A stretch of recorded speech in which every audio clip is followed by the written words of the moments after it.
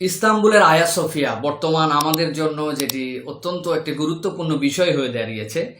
এখানে আদালতের রায় দেওয়ার পরে এটিকে মসজিদে আবার রূপান্তর করার জন্য যে নির্দেশনা অথবা তুর্কি সরকার উদ্যোগ গ্রহণ করেছে, এরপরে আমরা নানান কথাবার্তা শুনতে পাচ্ছি। বিশেষ করে বিশ্বের প্রধান সারির যে মিডিয়াগুলি আছে তাদের একপেশে ধরনের এবং তাদের রংচং দেওয়া বিভিন্ন সংবাদের টাইটেল দেখে মনে হচ্ছে মুসলমানরা জানি জোর করে, মুসলমানরা জানি কোনো একটা গির্জা দখল করে, অথবা মুসলমানরা তাদের ইসলামের যে সম্প্রীতি এবং উদারতার ধর্ম এর বুনিয়াদের থেকে বেরিয়ে এসে তারা যেন কোথাও একটি মসজিদ স্থাপন করছেন, যেটি তাদের জন্য ঠিক হচ্ছে না এবং বিশ্বের সকলেই যেন এর সাথে বিপক্ষে অবস্থান করছেন, এই ধরনের একটি কথা।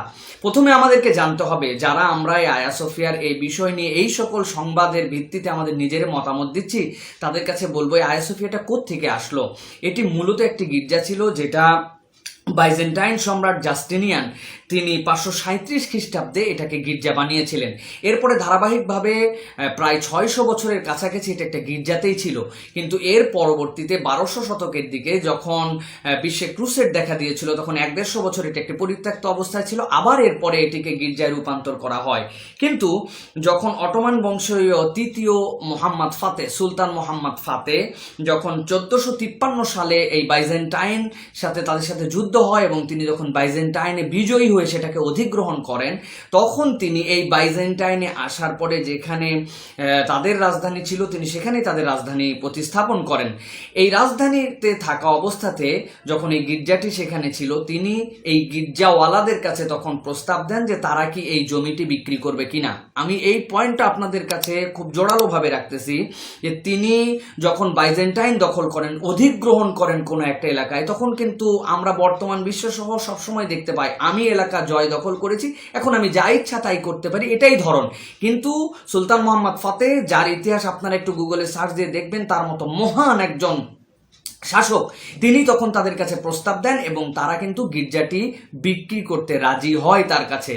আমি এর পরের প্রসঙ্গে আসছি। এই বিক্রি করতে রাজি হয়, এক্ষেত্রে বলতে পারি কোনো গির্জা কি বিক্রি করা যায়?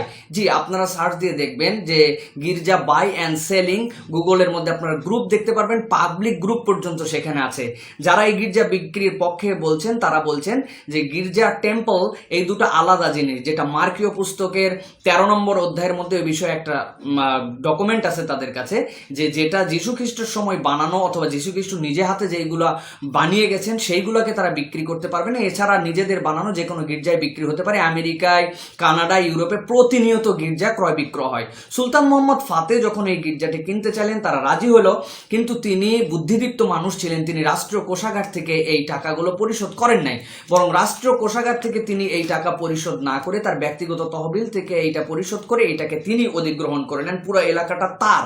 এরপরে তিনি টাকা পরিশোধ করার পরে ওই গির্জার অংশটুকু তিনি ওয়াকফলিল্লাহ করে দেন, যেটাকে মসজিদ হিসাবে উপস্থাপন করেন। ক্রয় বিক্রয়ের এই বিখ্যাত চুক্তিটি যারা এখন বিভিন্ন ধরনের কথা বলছেন তাদের জন্য বলবো, আঙ্কারার যে Turkish document and argument department আছে, এখানে এখনো সুন্দর করে সেখানে সংরক্ষিত করা আছে, আপনারা সার্চ দিয়ে দেখতে পারেন।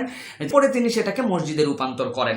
এই মসজিদ ধারাবাহিকভাবে চলে আসতেছিল 600 বছর, তার থেকেও বেশি সময় এখানে অতিক্রান্ত হয়। কিন্তু এরপরে 1934 সালে যখন কামাল আতাতুর্ক তুরস্ক অধিগ্রহণ করেন, তুরস্কে আসেন, তিনি সেখানে সেকুলারিজম প্রতিষ্ঠা করেন। যদিও কামাল আতাতুর্ক নিয়ে অনেক কথা আছে, আমাদের দেশে আমরা তাকে বীর হিসাবে উপস্থাপন করি, কিন্তু তিনি যে কত শত শত মুসলিম, প্র্যাকটিসিং মুসলিমকে তিনি হত্যা করেছিলেন, কত শত মুসলমানদের সাথে অবিচার করেছিলেন, এমনকি সাঈদ নুরসির মতো ব্যক্তিকে তার জন্য বনবাসে থাকতে হয়েছিল, এই ইতিহাস আমরা সকলেই জানি। সেটা অন্য সময় কখনো বলা যাবে যে আসলে কামাল আতাতুর্ক কতটুকু আধুনিক তুরস্কের রূপকার ছিলেন নাকি আধুনিক অধপতনের জন্য তিনি দায়ী ছিলেন, সেটা আরেকটা বিষয়। কিন্তু তিনি এক নির্বাহী আদেশে 1934 সালে সরকারি সিদ্ধান্ত দেন যে এখানে কোনো রকম মসজিদ চলবে না, বরং এখানে একটা মিউজিয়াম বানাতে হবে। আমাদের কথা, তিনি যদি ধর্মনিরপেক্ষতার কথাই বলেন, তাহলে কোন ধর্মনিরপেক্ষতায় এটা আছে যে কোনো একটা মসজিদকে রূপান্তর করে সেখানে আপনাকে মিউজিয়াম বানাতে হবে? তিনি যদি ধর্মকে যদি সম্মান দিতেন সকল ধর্মকে, তাহলে তিনি মসজিদটাকে পুরাতন অবস্থায় যে গির্জাতে রূপান্তর করতেন। কিন্তু তার উদ্দেশ্য মূলত এটা ছিল কোনো ধর্মই নয়, বরং ইসলাম ধর্মের প্রতি বিদ্বেষ করে তিনি সেখানে মিউজিয়াম স্থাপন করেছিলেন। আজকে যে তুরস্কের আদালত রায় দিয়েছে, তার যে নির্বাহী আদেশ ছিল, আদেশটি তার অন্যায় ছিল।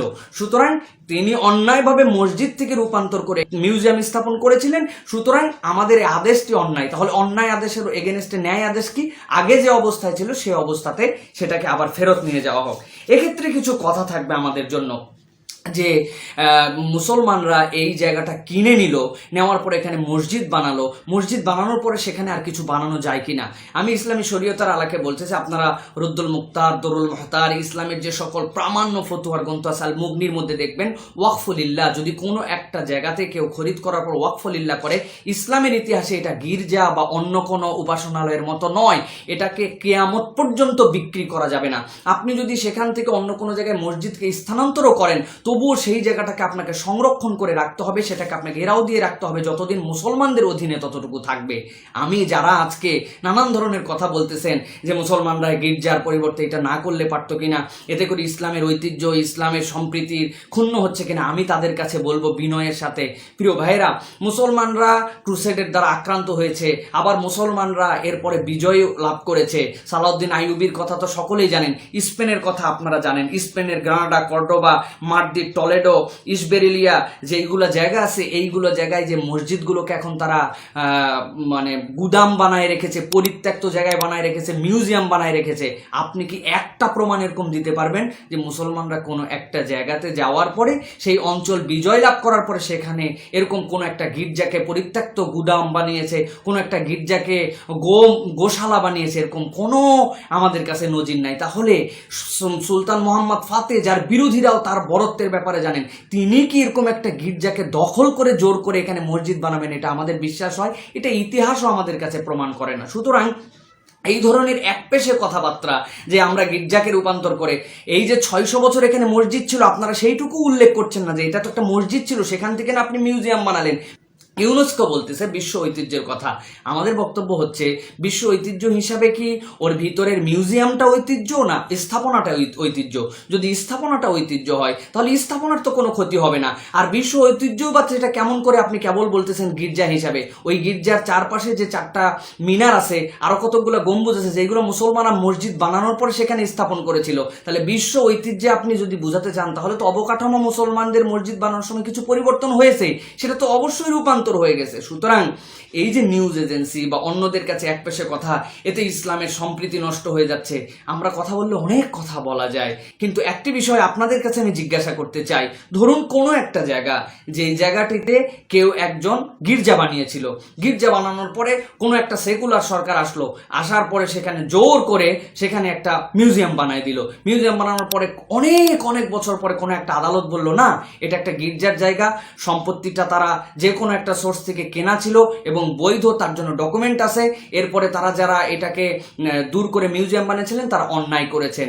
তখন এই আদেশটা আসার পরে যদি বলা হয় পুনরায় সেখানে গির্জা স্থাপন করা হোক, তখন কি আপনারা আজকে যারা বিরোধিতা করছেন, নানান কথা বলে প্রকারান্তরে ইসলামের গায়ে কথাটা ফেলে দেওয়ার চেষ্টা করছেন, তখন আপনারা কোন দিকে থাকতেন? নাকি আপনাদের মধ্যে ডবল স্ট্যান্ডার্ড আছে, যে ইসলাম এবং মসজিদ সংক্রান্ত কোনো বিষয় হলে আপনাদের কথা এক ধরনের নিউজ প্রচার হয়, আর অন্যগুলোর ক্ষেত্রে আপনাদের অন্য ধরনের প্রচার হয়?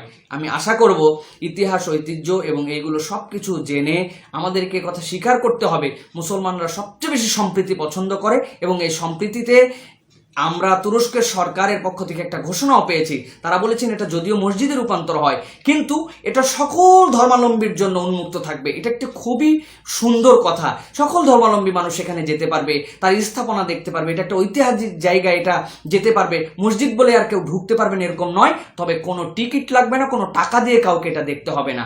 আমরা আশা করব এই ঐতিহ্যটা যে ইসলামের, সেটাকে এইরকম ভাবেই যেন সকলের কাছে উপস্থাপিত করা হয়, এবং যারা না বুঝে জেনে শুনে আমরা নানান কথাবার্তা বলতেছি, আমাদের সকলের মতামত দেওয়ার ক্ষেত্রে আরেকটু সচেতন হতে হবে। আমি যে কথা বললাম, আমার কথার সাথে আপনাদের অবশ্যই ব্যতিক্রম থাকতে পারে, মতামতে জানাবেন।